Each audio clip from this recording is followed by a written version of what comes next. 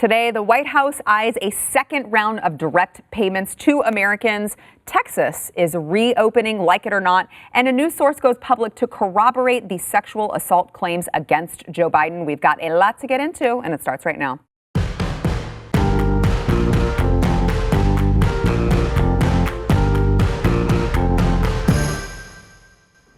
Welcome to the news and why it matters. I'm Sarah Gonzalez, today joined in studio once again by Chad Prather, host of the Chad Prather Show on BlazeTV or wherever you get your podcasts. Thanks for being back, Mr. Denham. I'm so nervous to be here. Are you? Yeah. Oh, that's kind of weird because you were just here yesterday. Well, I don't know. I just wanted a different emotion today. That's what it's going to be. All right. Also, joined remotely, we have Elijah Schaffer, host of Slightly Offensive, which you can also find on BlazeTV. And Elijah, I'm kind of jealous because I see there that is that a water bottle that you have with your branding on it? Yeah, it is. So, I mean, I'm probably not supposed to say this online, but some of the folks at Yeti really like my show, and they sent me like some stuff like this. They sent me a whole box. And, you know, it's like there was only 5 items, but if it's Yeti, then you know that was about $10,000 worth of items. Wow. I am super jealous right now. That Yeti's like top of the line. So that's impressive. I wish somebody liked my show. Yeah, it is. Chad, one day Chad and I will get there. I'm not going to do what Elijah does. So. Elijah gets beat up on his show, and I'm not a fan of that at all. It's true, and I promise we are going to get into the news, but my favorite thing about Elijah's show when he does all of this man on the street stuff, he's going out there into, you know, the crowds of Antifa where you don't want to be, and he's always wearing Blaze Media like branding, and I'm like, why are you wearing that? And he's like, it's part of my contract.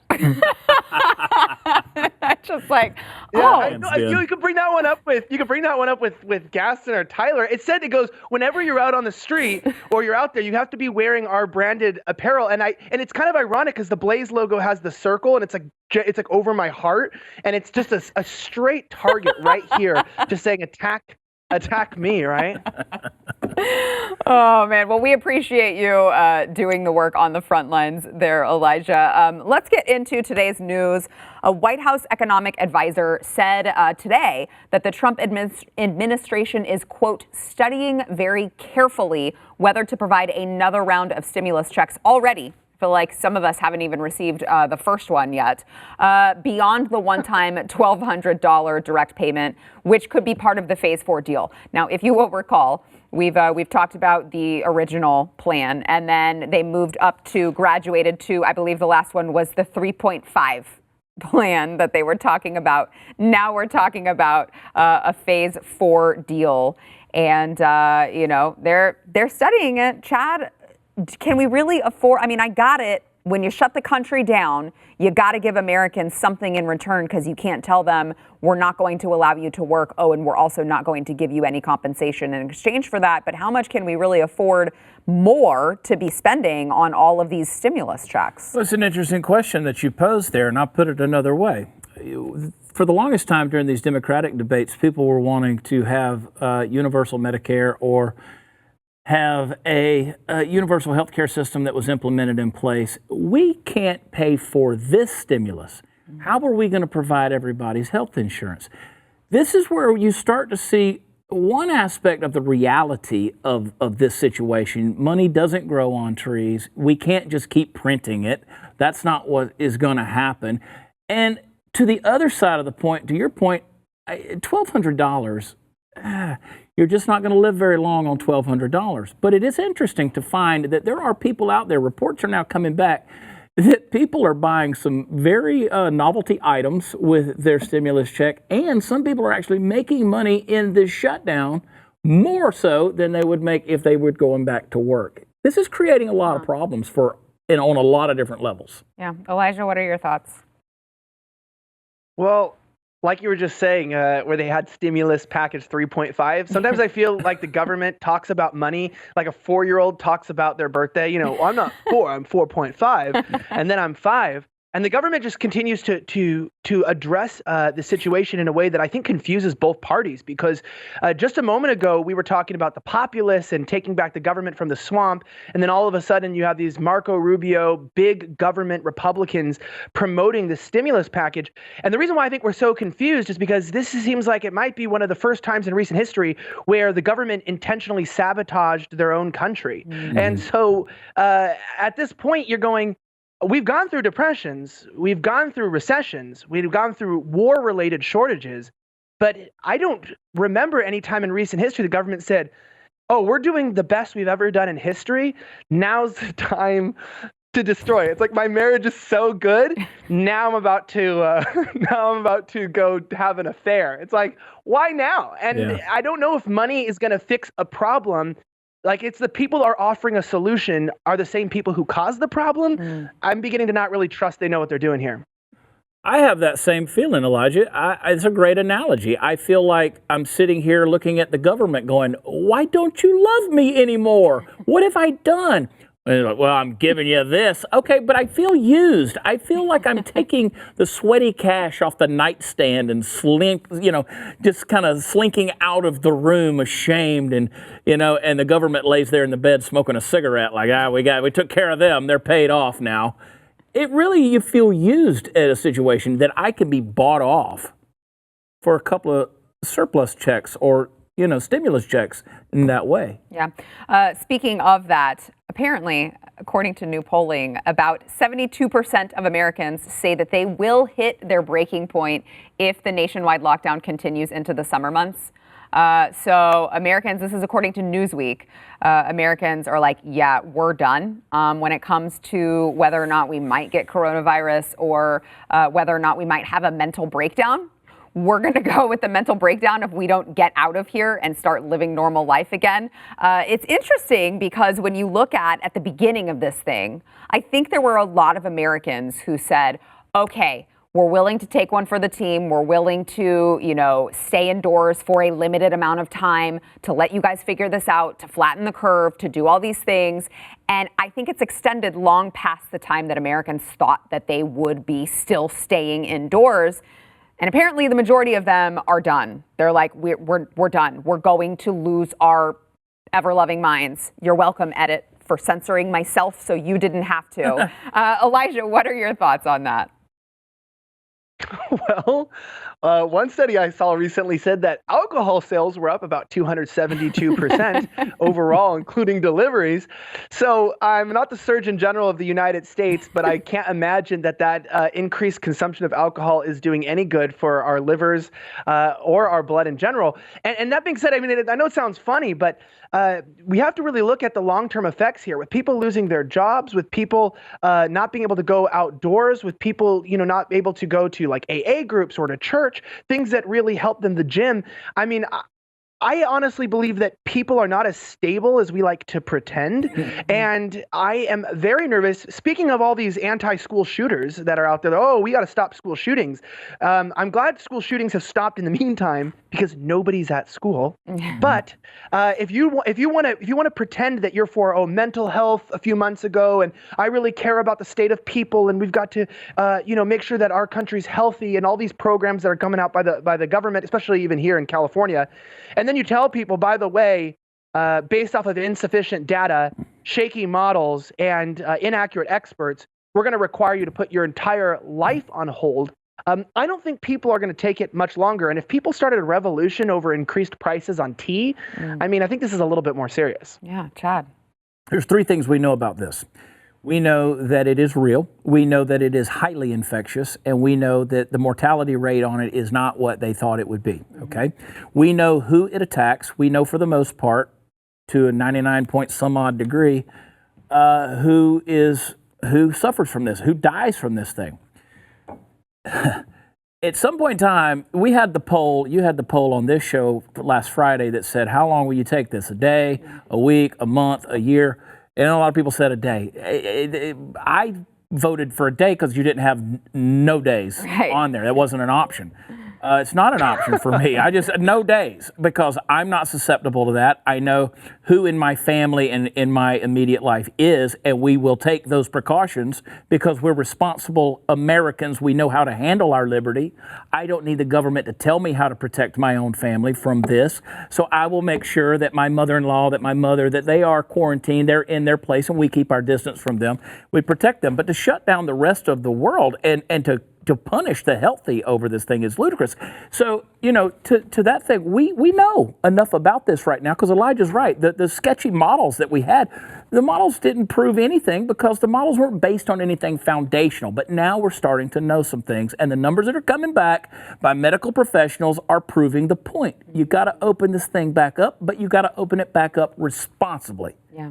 That's the thing. Liberty requires responsibility, and it does. I'm out. You want to talk about it, Elijah? I told you before we started, I've gained 13 pounds now, probably more, but I don't want to talk about it.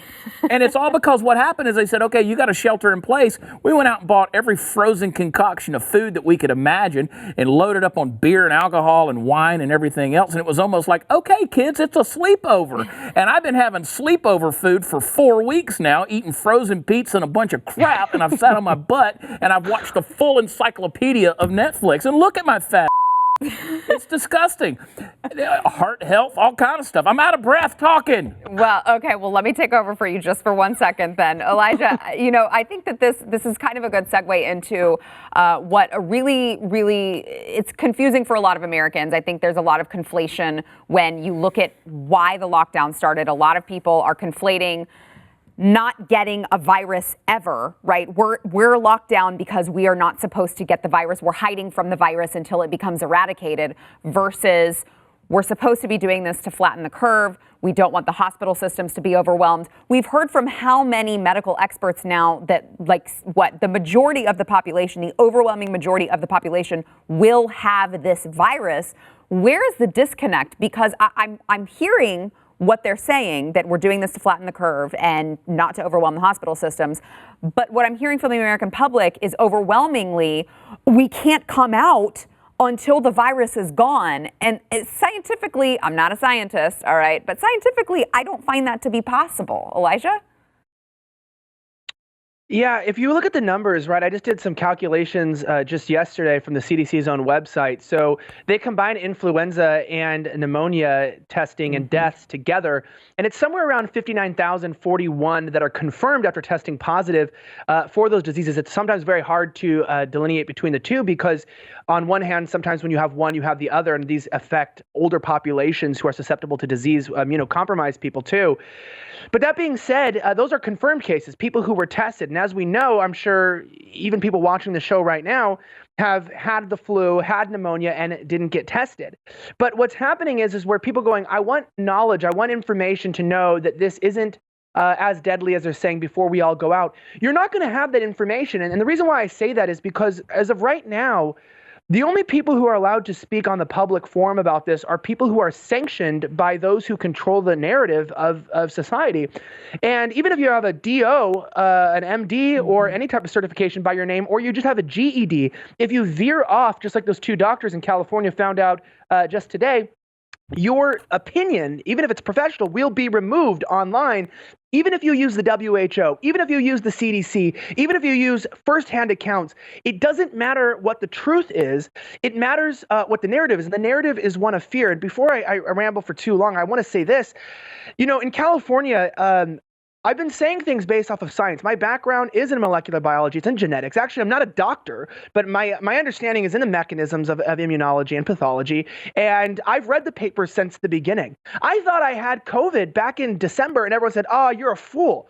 It was never in California. And then I'm going, but 75% of Asian Americans live in California. Most incoming flights from the Pacific come and land in either San Francisco or Los Angeles. There was a weird disease that peaked in December that wasn't pneumonia or influenza. The doctors didn't know. I was sick for 6 weeks. I had a mild fever. I was coughing up blood at one point. I thought I was going to die. I'm pre-existing conditions though with asthma. The doctors, it wasn't influenza. It wasn't pneumonia. Nobody knows what it was, but it seemed to be viral. It went around the area. I know 2 people that died from it in December. And all of a sudden, then the facts come out and go, oh, wait, it's actually been around for a lot longer. It's been in California. And then myself in early February, Glenn in February are saying, by the way, I read the papers. This looks like it's from a lab. Everyone goes, you're a conspiracy theorist. Get that man off the air. Demonetize. Remove. And then the U.S. intelligence agency 2 months later goes, oh, just kidding. That's actually the truth. So the way I'm looking at it right now is like, even if the curve is flattened, even whatever the truth is, we're not going to know about it for months out the line. And to end the point here, people need to realize that the truth and the facts that are coming out from Stanford or for USC, from Miami Health, from New York Public Health, are saying the fact that up to 13.9% of the U.S. population that's randomly sampled is already showing in their studies to contain the antibodies, which means quite possibly, and I hate to say this because I'm going to get some crap for this, but the peak might have already happened, and this might even be a second resurgence. And because there's no vaccine, and up to 64% of people who are susceptible to mortality from the flu are receiving the vaccine, it's already presumed that this being a novel coronavirus, that it would wipe out a certain high rate of people. But if the numbers are true and what we're seeing, then people need to just calm down and accept the science. But the science only matters when it supports the narrative. But when it goes against it, well, then it becomes conspiracy and it's susceptible to be removed. I feel like I was just taken to church. That was amazing. Thank you. I can't believe Elijah made out with me in Washington, D.C. in February after all that. And you didn't even get it? No wonder I felt bad. Maybe I was going to say maybe it's not as contagious as you think. Coming up next. It's not passed by human-to-human contact. Right, according to the told us, WHO. Kissing was okay. Well, I know, and one final point, but before we move on, to your point, Elijah, since the beginning of human history, right, we're constantly finding out, we're constantly evolving our knowledge on all different types of things, especially when it comes to science. You look at doctors who used to tell women it was healthy to smoke while they were pregnant, right? You look at all of these medications that passed rigorous safety, and testing that all of a sudden were removed and taken off the market because all of a sudden someone had a hunch and they looked into it and it was determined that these medications were not actually safe. So you see things all the time that as we evolve, as we get to learn more, as we start, science evolves or truth evolves or whatever the case may be, whatever the standard is, we're constantly learning more, which means we should be readily accessible, we should have readily accessible information for new information, right? New knowledge. And instead, they're limiting that. But when you're dealing with big tech, that's just kind of the way that it is. Hopefully that will change sometime soon. When we come back, civil liberties group sues Governor Newsom for a ban on public protests. We've got Elijah, the California expert for now, with us coming up. First, we want to thank our sponsor, Shippo. So for e-commerce businesses, shipping in 2 days or less, it's the new standard, right? And if you're a growing business, you got to figure out how you can keep up. So if you don't know about Shippo, you have got to listen. This is going to be your business's new secret weapon. Now, Shippo, it's the only shipping software for growing businesses that you can start today. You can set up in minutes, and you can also ship something the same day. They have volume discounts to save you up to 90% off of carrier rates. I know, Chad, you use Shippo all the time. All the time. Every single day. They're a lifesaver. And this guy hawks so much merch you wouldn't even believe. I am. If you look up capitalism, there I am. It's right there. Just a picture of Chad Prather. Shippo honestly saved our business in a big way. They probably wound up saving us 80, 90% in shipping cost. It's amazing what they've done for us and a great partner to work with. Yeah, super duper easy. They will instantly identify the lowest shipping rates from 55 top global carriers. It includes UPS, the Postal Service, if you still use them, FedEx and DHL. Your orders are automatically pulled in, ready to go. You click, print, and ship. Very, very easy. You have got to go get started if you have not already. You can go to, we've got you the best discount available, by the way, anywhere. You can go to GoShippo.com/Y. You can get a free shipping consultation plus a 6-month trial for free. Go Shippo. That's SHIPPO. GoShippo.com/YWHY. GoShippo.com/Y. Back in a minute. Yesterday, the Center for American Liberty filed a lawsuit against California Governor Gavin Newsom for, quote, depriving Californians of their constitutionally protected rights of free speech, assembly, and petition because he effectively barred public protests through the enforcement of his stay-at-home orders. Now, Elijah, you're the expert. You're actually living in California, which I hear you are moving to Texas soon, which I don't know how you managed to stay in that hellhole for that long, but we can't wait to welcome you with open arms. But so can you get into just how bad this has gotten in California with Governor Newsom? Yeah, so, when you go to sex ed when you're in junior high or in elementary school, and they're going to show you the pictures of like male gigolos and prostitutes who have contracted STDs, and you brace yourself because you go, I've heard the stories, but to see it for myself, this is going to be sick.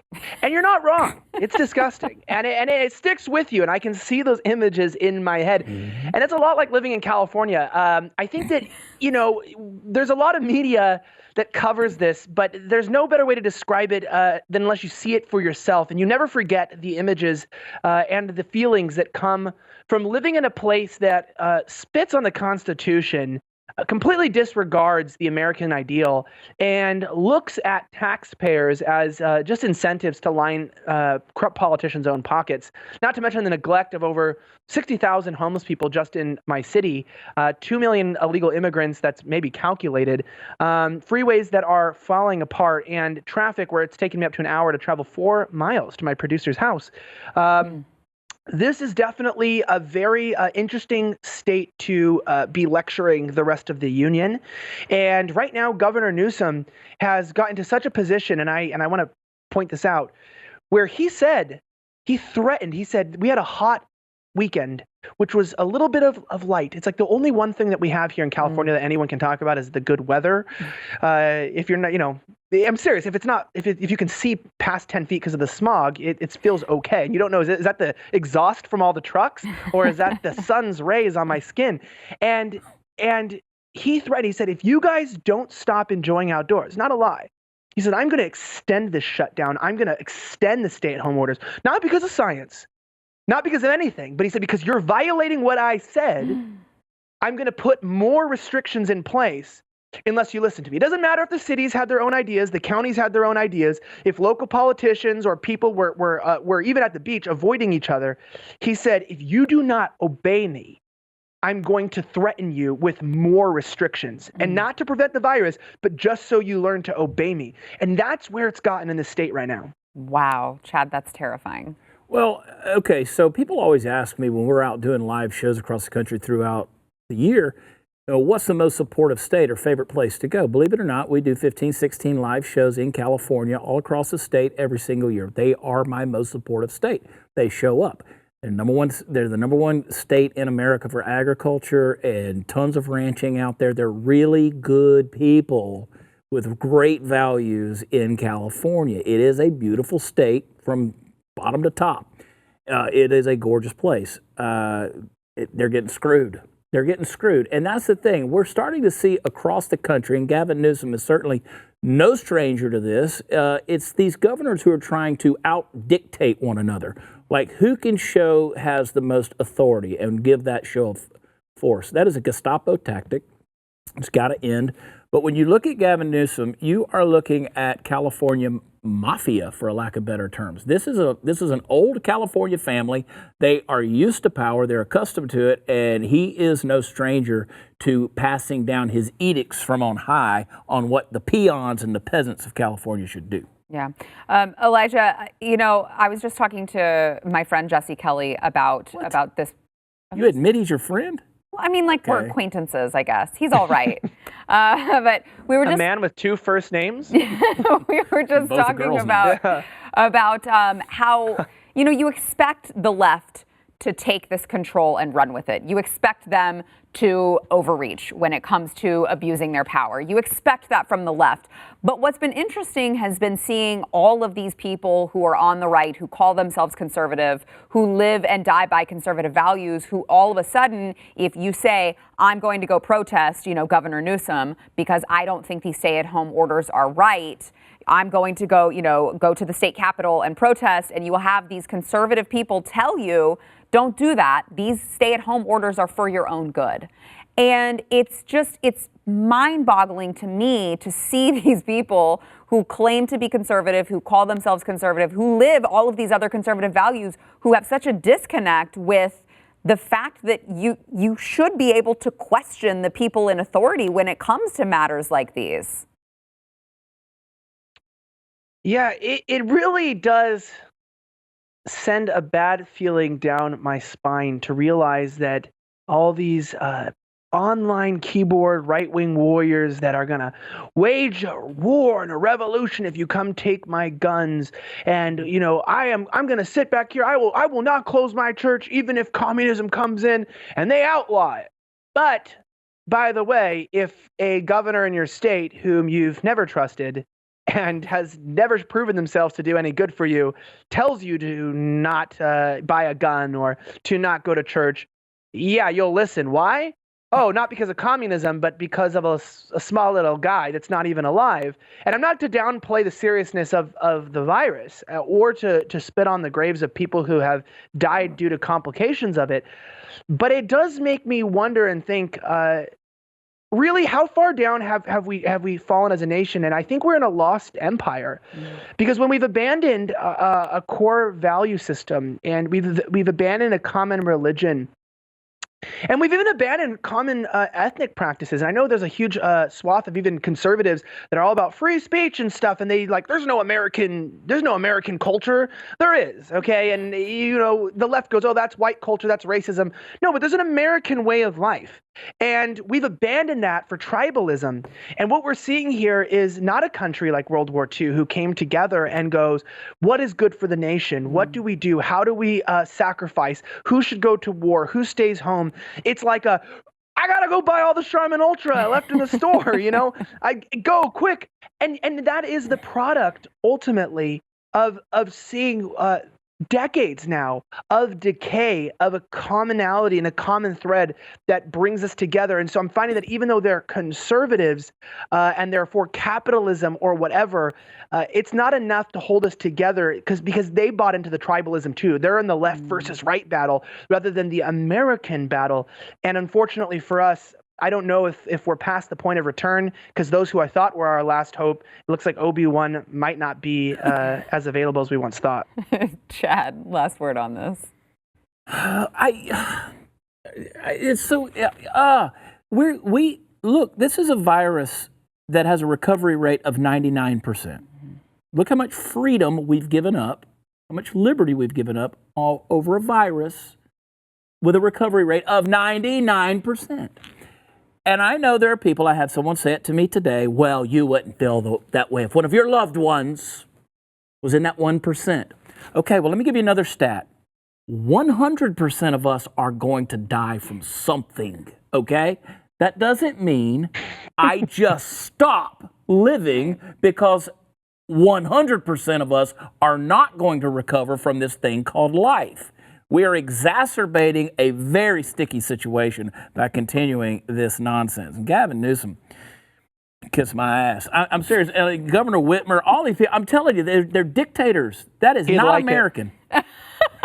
Well, that's TMI. Don't tempt him. All right. When we come back, Texas is reopening. We have the details on that. Back in a minute.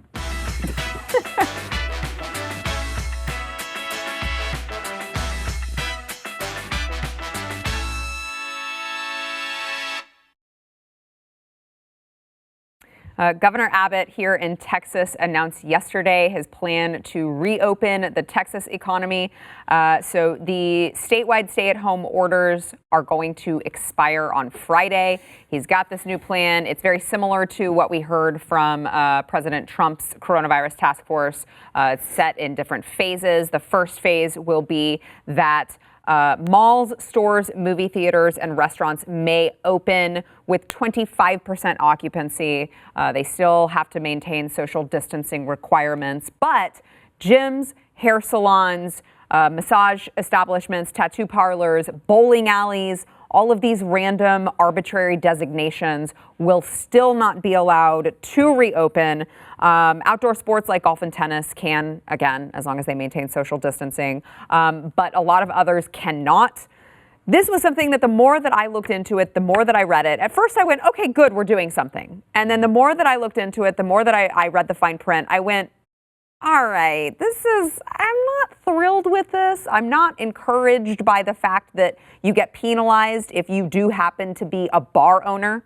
You can't open, but if you're a restaurant with a bar attached, you can. People can still get drunk in your establishment as long as they maintain social distancing guidelines, and you can still open if you want to operate at 25% occupancy, but that's a whole nother question. Chad, what are your thoughts? It's an olive branch, but it's worthless. It's not anything that really changes anything. I go back to my earlier point.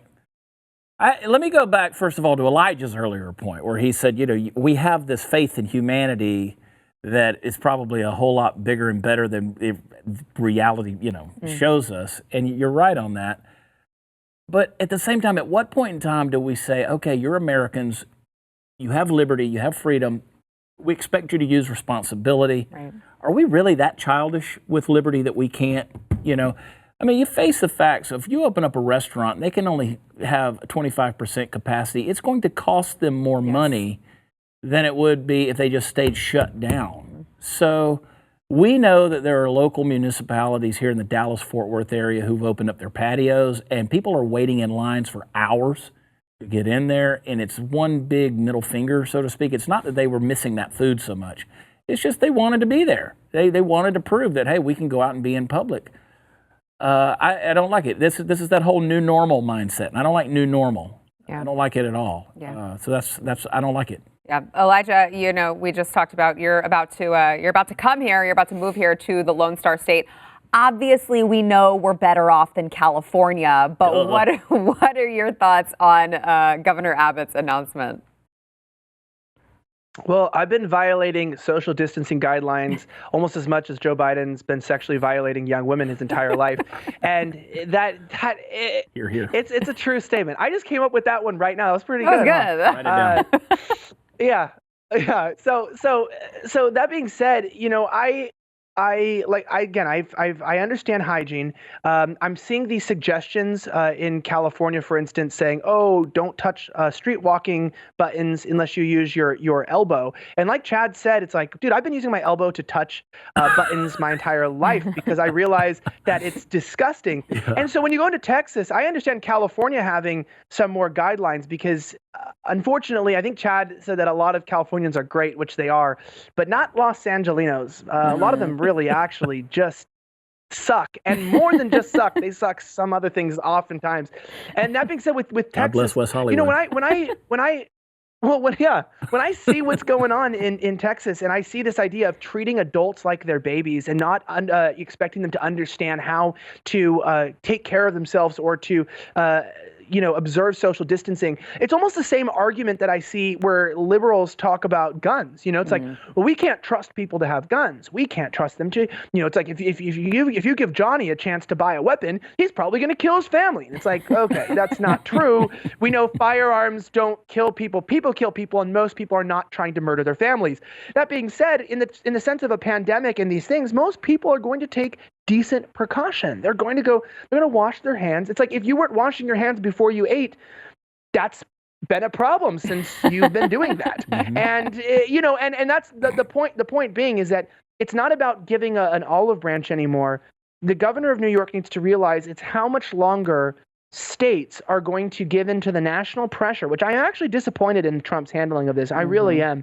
And I'm going to be honest with that. I'm a big Trump guy. I love Donald Trump. I'm not one to really disagree with him on a lot, but him listening to Dr. Fauci or Fauci, however you want to say it, I call him Dr. Fallacy actually, because he's got so many lies and so many inaccurate things he says. But seeing that Governor Abbott sort of still go, well, it's like I'm gonna, I'm gonna be there and I'm gonna open up my state in a way that makes it look like I'm the good guy, Right. but I'm clearly not doing it in a way that genuinely makes me a good guy. I'll give him some credit, but remember, even when you get an F on a test, there's still a 50% credit, but an F's an F. Yeah, no, Chad, I completely agree with Elijah there that public perception, he gets to come out and make this big grandiose statement that Texas is going to reopen. This is how we start our reopening. And then, we still have this arbitrary designation of essential versus non-essential when you're talking about people who are out of work. There's 1.3 million Texans who are currently out of work, unemployed now. I'm pretty sure their jobs are essential to feed their family. And also medical professionals. I mean, I've said it. My wife, she's a nurse practitioner. She's now furloughed for the next month. Yeah, so if we were doing this to flatten the curve to not overwhelm the hospitals. Yeah. There's not enough people in the hospitals. There's not enough tests going on. There's not enough elective surgeries to support people's business in that. It's like the movie Jaws. The mayor says, we got to open the beaches. We got to open the beaches. And Roy Scheider, the sheriff, he comes in and says, there's a big shark out there. Nobody wants to be that mayor who says, open the beaches, and then the kid gets eaten on the raft, right? Yeah. And nobody wants to be that guy. Everybody's scared to do that. Somebody's got to have the cojones to, which, by the way, if you have big testicles, they say that's a bigger carrier for the coronavirus. I don't know if you've seen that or not. But but if you are brave enough to have cojones to say, okay, we're going to be America again, and we're going to go out there. I love what Elijah said a little while ago. If we were talking about a raise of taxes on tea, and we fought a revolution over that, how much more are we willing to sacrifice for this? Because it's real. Yeah. All right, coming up next, a new source goes public to corroborate the sexual assault claims against Joe Biden. We'll get into that when we come back. I don't think they necessarily have to be big testicles, just testicles. Really?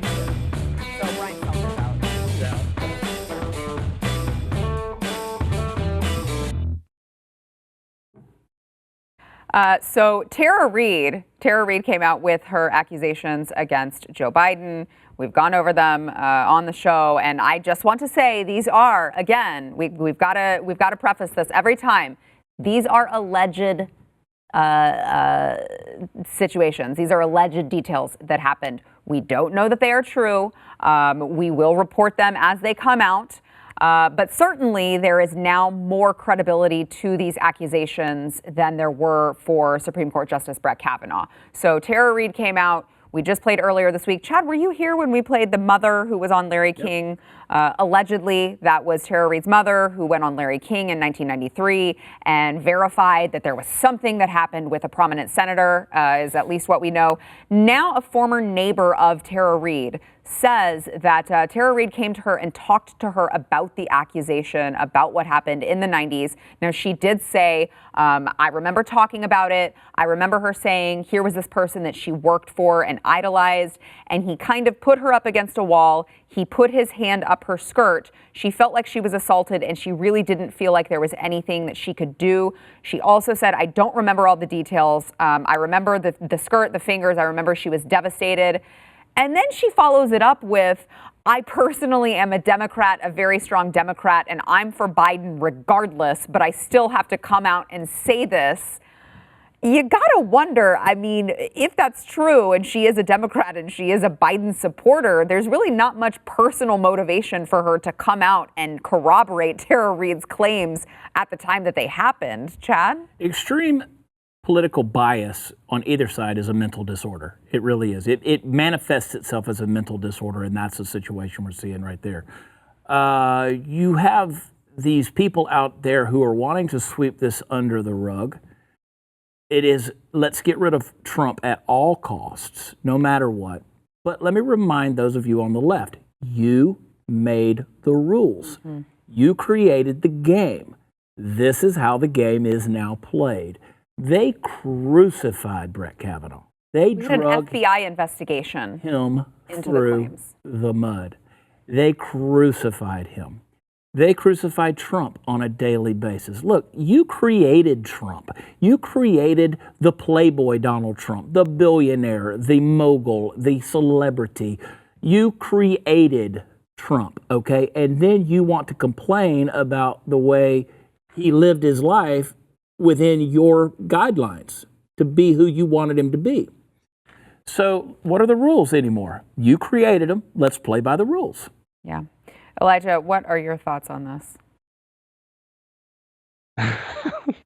I have to always, whenever we talk about this kind of stuff, I have to remember that I'm on an adult show and this isn't my program. And I have to I go, you're with adults. You've got to say things that are okay to say. Jesus is in the room.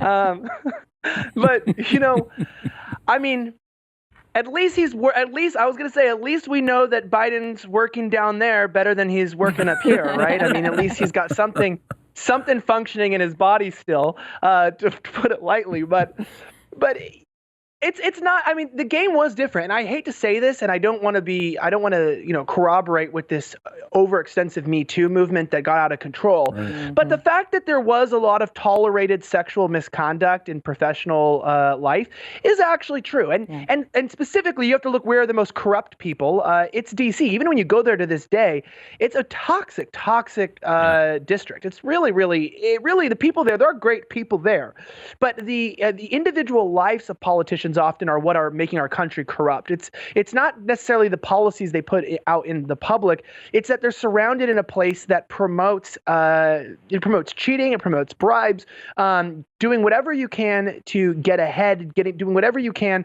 to get your way. And a lot of politicians, you realize, they think that they deserve stuff. Why do they think they deserve your allegiance? Why do they think they deserve power?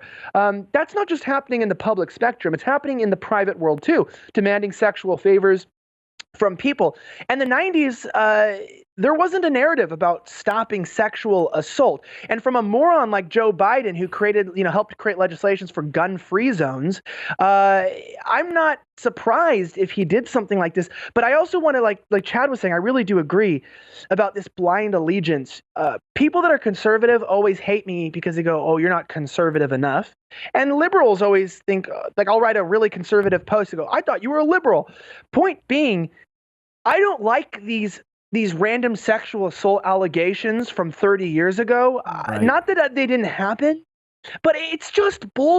I'm sorry to say that. I can't handle the fact that when people are coming out into these final positions, I believe people, I do, it's a believe women. I believe a lot of people have done terrible things in their lives and over the years, but it's just too opportunistic to just go, my God, do we, as everyone a sexual assaulter? Is everybody got a secret, murder plot that they've conducted? I just really think about it in my head and I go,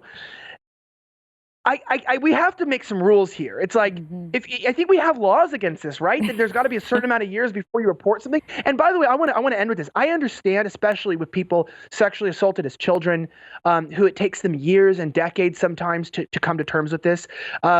But if this happens when you're an adult, right? This is not, you're a kid. Like if you were 4 and you got violated by an uncle or something, and it took you till you were 40 to be honest with yourself because of insecurities or something and come out. Okay, I get that. Yeah. But these are grown adults, and if you can't handle that, it's like 30 years later, we've got to have some reason to say you've got to come out to set a certain time, or else it's just too long in the past for us to know if it's really true or not. Yeah. All right. All good points. Got to take a break. We'll be back.